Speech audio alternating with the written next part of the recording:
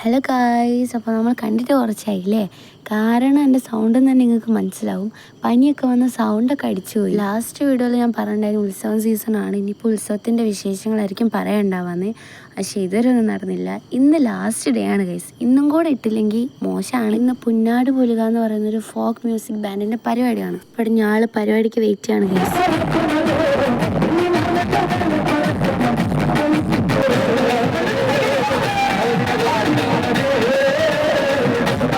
അതിൻ്റെ ഇടയ്ക്ക് അമ്പലത്തിലേക്ക് കയറാനുള്ള വരവും കാര്യങ്ങളൊക്കെ വന്നിരുന്നു. അപ്പോൾ അത് കാണാൻ കുറച്ച് നേരം പോയി.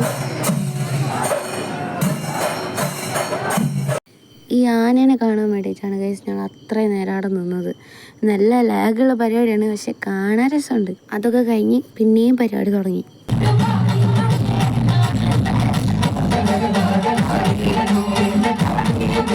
ഇത് സാമ്പിൾ വെടിക്കെട്ടാണ് ഗൈസ്. അപ്പം നിങ്ങൾ വിചാരിക്കും പരിപാടി കഴിഞ്ഞെന്ന്. ഇല്ല, ഇനിയാണ് ശരിക്കുള്ള പരിപാടി തുടങ്ങാൻ പോകുന്നത്. 3 മണിക്ക് കുളിച്ചാറാട്ട്. അത് കാണാൻ വേണ്ടിയാണ് ഞാളിരിക്കുന്നത്.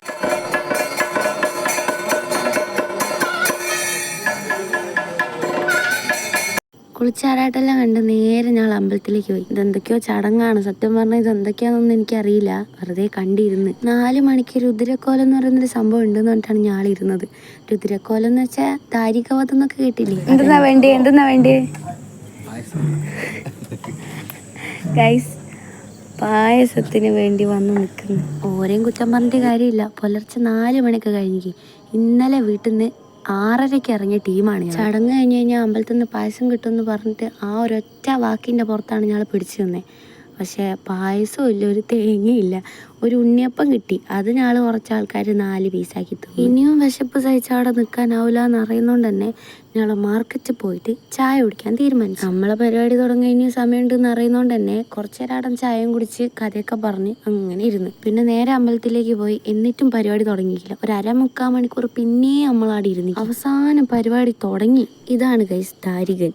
ഈ ദാരികനെയാണ് ഭഗവതി അമ്മ കൊല്ലാൻ പോകുന്നത്.